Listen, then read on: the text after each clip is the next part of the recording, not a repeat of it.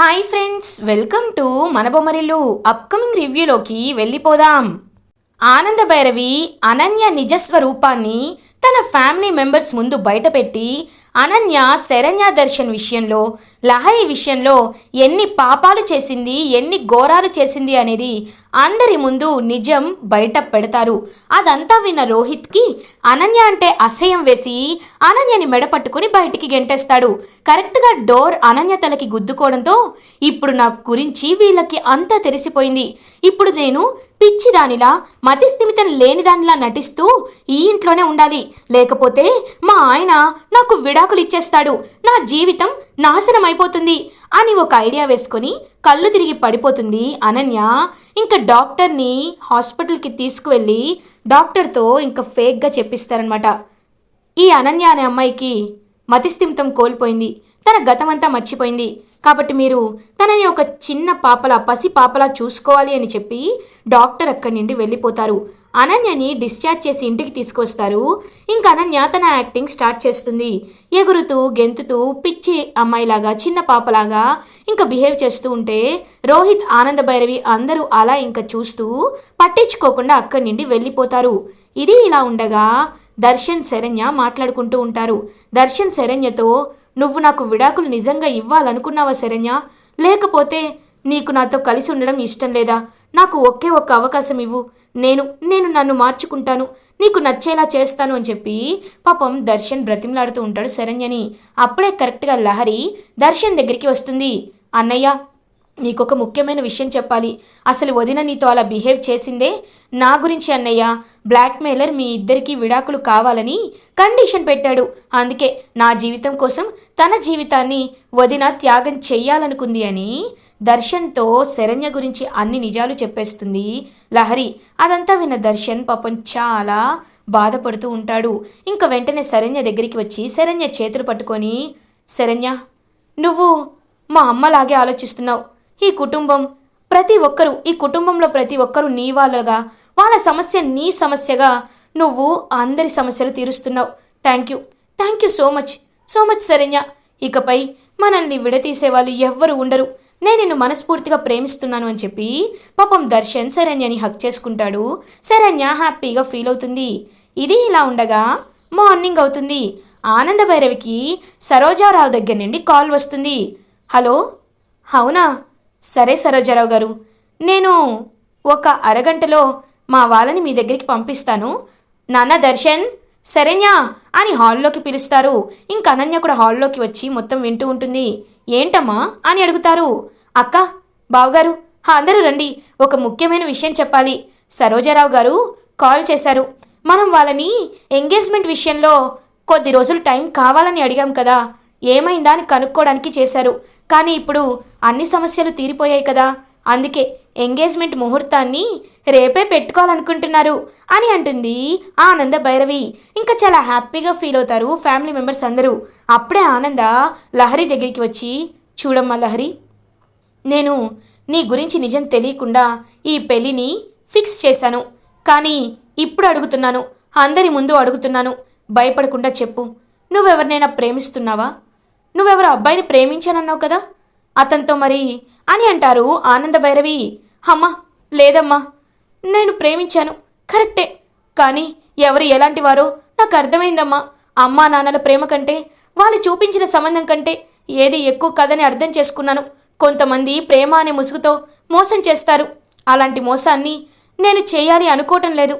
కాబట్టి నువ్వు తెచ్చిన సంబంధాన్ని నేను ఓకే చేస్తున్నాను, ఇంక ప్రేమని పక్కన పెట్టేస్తాను అని పాపం చెప్తుంది లహరి. శుభవార్త చెప్పావు, చాలా సంతోషంగా ఉంది. అయితే అక్క, మన తరపున పెళ్లి కొడుక్కి తాంబూలాలు ఇవ్వాలి కదా, అంటే రేపు ఎంగేజ్మెంట్కి వచ్చేటప్పుడు పెళ్లి కొడుక్కి పెట్టాల్సిన పెట్టిపోతలు, నగలు, పట్టుబట్టలు, వాళ్ళకి కావాల్సిన గిఫ్ట్స్ అన్నీ మన తరపున ఒక జంట వెళ్ళి ఇవ్వాలి కదా. నేను దర్శన్ శరణ్యని పంపించాలి అనుకుంటున్నాను, ఏమంటావక్క అని అడుగుతారు ఆనంద భైరవి. ఆనంద, ఇది నీ నిర్ణయం, నీవు ఎలాంటి నిర్ణయం తీసుకున్నా మేము ఏమీ అనుకోము. అమ్మ శరణ్య, నువ్వు మా లహరి జీవితం కోసం నీ జీవితాన్ని త్యాగం చేయాలనుకున్నావు. నిన్ను మాటలతో ఇబ్బంది పెట్టాం. నీ మనసు అర్థం చేసుకోక మేము కూడా నువ్వు మా దర్శన్ని తప్పు పడుతున్నావని అనుకున్నాను. నన్ను క్షమించమ్మా అని అంటారు. అయ్యో పెద్దత్తయ్య గారు, మీరు నన్ను క్షమాపణలు అడగడం ఏంటి? అలాంటిదేమీ లేదు.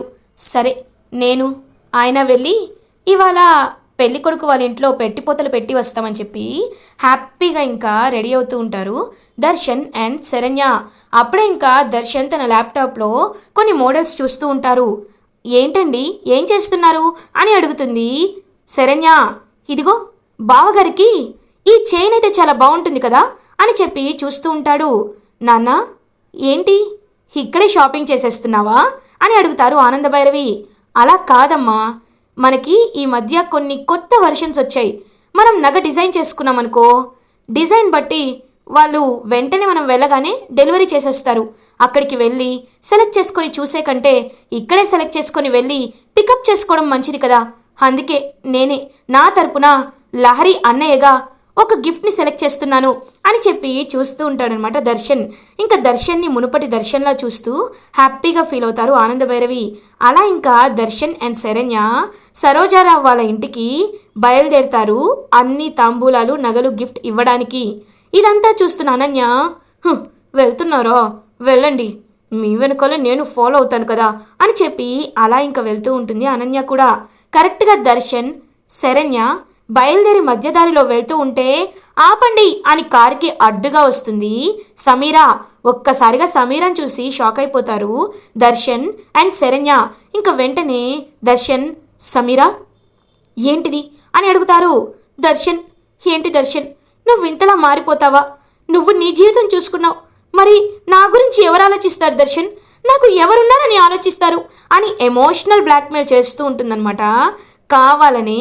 ఇంకలా శరణ్య గురించి సమీరా, చూడు నీకు ఒకసారి చెప్పాను సమీరా, ఇంకొకసారి కూడా చెప్పించుకోవద్దు. నా భార్య శరణ్య మాత్రమే. ఇన్నాళ్ళు అజ్ఞానంతో కళ్ళు మూసుకుపోయి నేను నీ వెంట ప్రేమ అని పడ్డాను. కానీ శరణ్య గొప్పతనం మంచితనం తెలుసుకున్నాక అలాంటి భార్య రావడం నా జన్మజన్మల అదృష్టమని నాకు అర్థమైంది. చూడు శరణ్య, శరణ్య గురించి తెలుసుకోవాలంటే కొంచెం కాదు చాలా ఉంది. సమీరా నా మాట విను. నా లైఫ్లో దేవత లాంటి శరణ్య నాకు ఎలా వచ్చిందో నీ లైఫ్లో కూడా ఒక మంచి లైఫ్ పార్ట్నర్ ఉండే ఉంటారు, రాసి పెట్టే ఉంటారు. అతన్ని పెళ్లి చేసుకో. ప్రేమ అంటావా, ప్రేమలు ప్రతిసారి పెళ్ళిళ్ళ వరకు వెళ్ళవు కదా. మన ప్రేమ కూడా అలానే అనుకో. ఇక నన్ను మర్చిపో అని చెప్పి దర్శన్ పాపం రిక్వెస్ట్ చేస్తూ ఉంటాడు సమీరాని. అది కాదు దర్శన్ అని అంటుంది. అప్పుడే శరణ్య కిందకి దిగి, ఏమండి నాకు కొంచెం దగ్గొస్తుంది, వాటర్ బాటిల్ తీసుకొస్తారా అని అంటుంది. ఇప్పుడే వెళ్తాను అని చెప్పి ఇంక వెంటనే షాప్కి వెళ్తాడనమాట దర్శన్. హే ఏంటే మళ్ళీ నా భర్తతో ఏం మాట్లాడాలని ప్రయత్నిస్తున్నావు అని అడుగుతారు శరణ్య. ఇప్పుడు నీ టైం నడుస్తుంది, కానీ దర్శన్కి నేనంటేనే ఇష్టం. ఖచ్చితంగా దర్శన్ని నా వైపుపై తిప్పుకుంటా అని అంటుంది. ఇంకా కావాలని సమీరా, ఏంటి తిప్పుకుంటావా, నీ వైపు తిప్పుకుంటావా? ఇన్ని రోజులు దర్శన్ గారికి నా గురించి, ఆనంద అత్తయ్య గారి గురించి నిజం తెలుసుకోలేక అలా ప్రవర్తించారు. కానీ ఇప్పుడు ఆయన అలా ఉంటారనుకుంటున్నావా? చూడు, ఒక్కసారి ఇప్పుడు నువ్వు మాకు ఇలా అడ్డుపడ్డ విషయం నేను మా అత్తయ్య గారితో చెప్తే నీ పరిస్థితి ఏంటో తెలుసా? చెప్పమంటావా, తలుచుకుంటావా? లేదు కదా. చూడు, నువ్వు ఇదే ఆఖరిసారి. ఇంకొకసారి నా భర్త జీవితంలోకి వచ్చే స్థాయి కానీ రావాలనే సాహసం కానీ చేశావో నేను ఒక్కసారి చెప్పను, చంపేస్తా అని చెప్పి గట్టిగా వార్నింగ్ ఇస్తుంది శరణ్య. అప్పుడే దర్శన్ వాటర్ బాటిల్ తీసుకొస్తాడు. థ్యాంక్స్ అండి అని చూస్తూ ఉంటుంది. చూడు శరణ్య, నువ్వైనా తన్ని ఒప్పించు, తను వేరే వాళ్ళని పెళ్లి చేసుకోనంటోంది అని అంటారు దర్శన్. అయ్యో ఎలా చేసుకోదండి, చేసుకుంటుంది. ఎందుకంటే మన ఆనంద అత్తయ్య గారు ఉన్నారు కదా, అత్తయ్య గారికి చెప్దాం, అత్తయ్య గారే తనకి మంచి ఈడు జోడు, కుట్రలు కుతంత్రాలు నీ తోట తీసేవాడు అని సమీరా చెవి దగ్గరికి వెళ్ళి మళ్ళీ బయటకి, అదే చాలా మంచివాడు, నీలాంటి బుద్ధి కలవాడికే నీకిచ్చి పెళ్లి చేశామనుకో అప్పుడు హ్యాపీగా ఉంటుంది, ఇంకా మిమ్మల్ని కూడా మెల్లమెల్లగా మర్చిపోతుంది. చూడు, ఇంకా మా దారికి అడ్డు రావద్దు, వెళ్ళు అని చెప్పి ఇంకా దర్శన్ శరణ్య ఇద్దరూ అక్కడి నుండి వెళ్ళిపోతారు.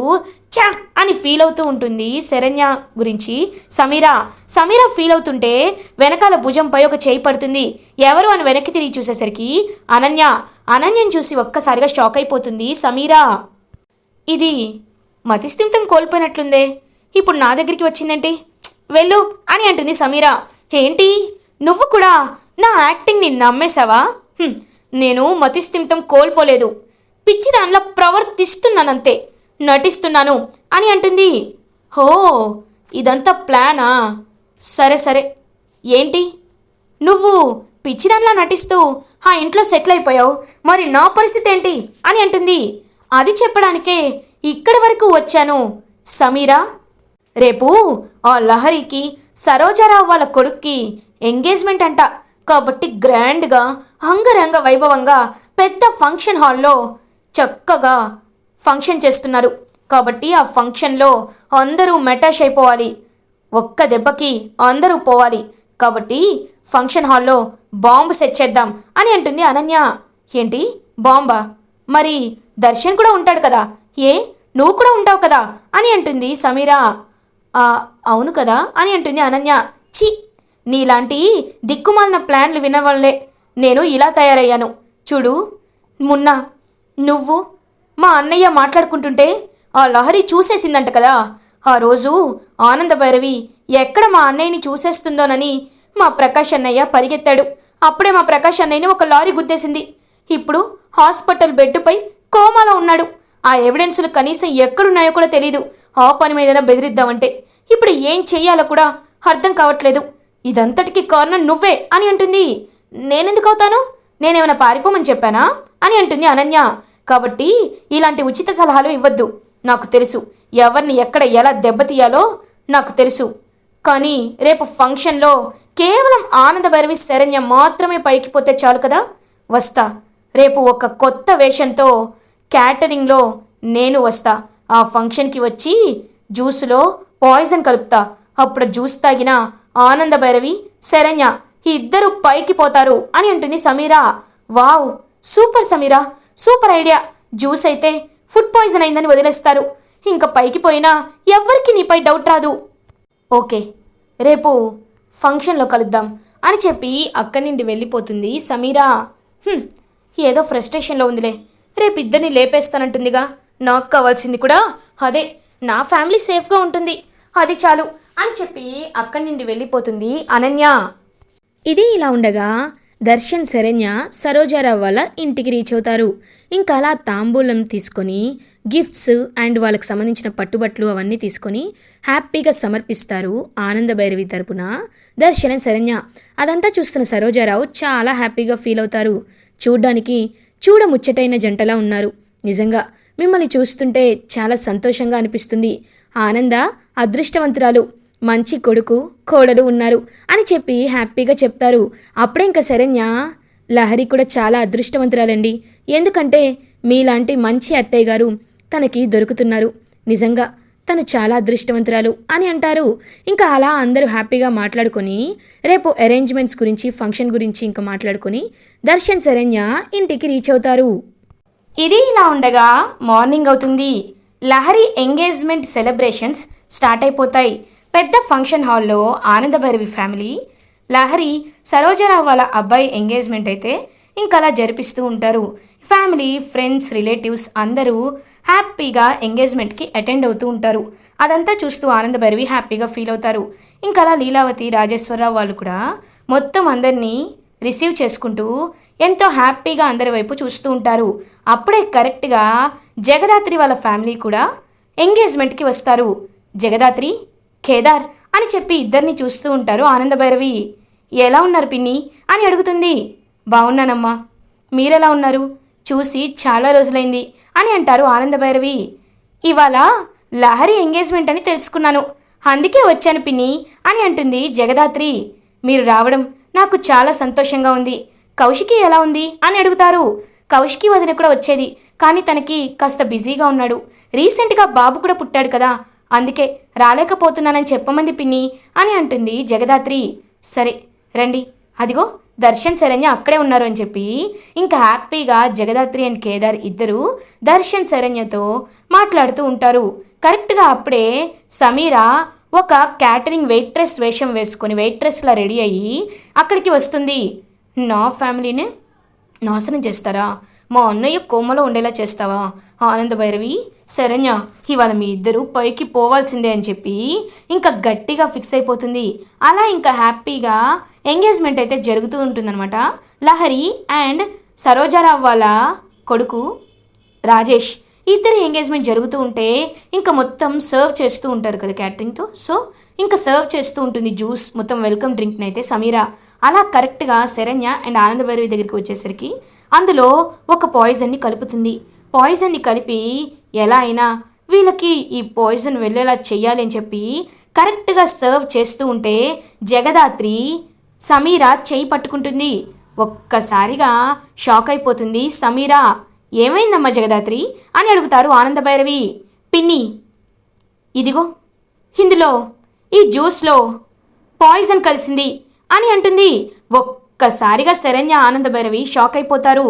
వాట్, పాయిజన్ కలిసిందా అని అంటారు దర్శన్. అవును దర్శన్, పాయిజన్ కలిపింది ఎవరో కాదు, ఇదిగో ఈ వెయిట్రెస్సే. హేయ్, ఎవరు నువ్వు అని చెప్పి మాస్క్ తీయగానే అక్కడ సమీర ఉంటుంది. సమీరని చూసి ఒక్కసారిగా ఆనంద భైరవి ఫ్యామిలీ అంతా షాక్ అయిపోతారు. సమీరా అని చెప్పి సమీర చెంపపై కొడతారు ఆనంద భైరవి. నా కుటుంబాన్ని ఏమీ చెయ్యలేక ఈ విధంగా చంపి పగ తీర్చుకోవాలనుకుంటున్నావా? నీలాంటి వాళ్ళని ఇలా కాదు, నీకు పోలీస్ స్టేషనే కరెక్ట్, ఇన్స్పెక్టర్ అని చెప్పి ఇంకా పోలీసుల్ని పిలిపించి Sameera attempt to murder case కింద తన్నైతే జైల్లో పెట్టి అరెస్ట్ చేస్తారు. ఇంకా జగదాత్రి దగ్గరికి శరణ్య వస్తుంది. జగదాత్రి, ఎలా కనిపెట్టావు అని అడుగుతుంది. ఎప్పుడైతే నేను కేదార్ మాట్లాడుకుంటున్నామో అప్పుడే తను జ్యూస్లో ఏదో పాయిజన్ కలపడం చూసాం. కలిపిన తర్వాత తను చేసిన తప్పేంటంటే ఆ బాటిల్ని పక్కన పడేసింది. ఆ బాటిల్ ఏంటా అని చూసేసరికి అది పాయిజన్ బాటిల్ అని తెలిసింది. సో ఇలా కనిపెట్టాను అని అంటారు. అలా ఇంకా ఆనంద భైరవి సరే సరే, ఇప్పుడు ఎవరికి ఎలాంటి ప్రమాదం జరగలేదు కదా, ఇంకా ఎంగేజ్మెంట్ పనులు చూద్దామని చెప్పి హ్యాపీగా లహరి అండ్ సరోజారావు వాళ్ళ అబ్బాయి రాజేష్ ఎంగేజ్మెంట్స్ రింగ్స్ని ఎక్స్చేంజ్ చేసుకుంటారు. అదంతా చూస్తూ ఆనంద భైరవి ఫ్యామిలీ అండ్ దర్శన్ శరణ్య వీళ్ళందరూ హ్యాపీగా అక్షింతలు వేస్తూ ఉంటారు. అలా అంగరంగ వైభవంగా లహరి ఎంగేజ్మెంట్ కంప్లీట్ అయిపోతుంది. అనన్య ఇదంతా చూస్తూ జెలస్గా ఫీల్ అవుతుంది. సమీరని పోలీసులు స్టేషన్కి తీసుకువెళ్తారు. ఇటువైపు దర్శన్ శరణ్య అందరూ హ్యాపీగా ఫీల్ అవుతారు. అలా సక్సెస్ఫుల్గా ఎంగేజ్మెంట్ కంప్లీట్ అయిపోతుంది. ఇలా ఎపిసోడ్ ఎండ్ అవుతుంది.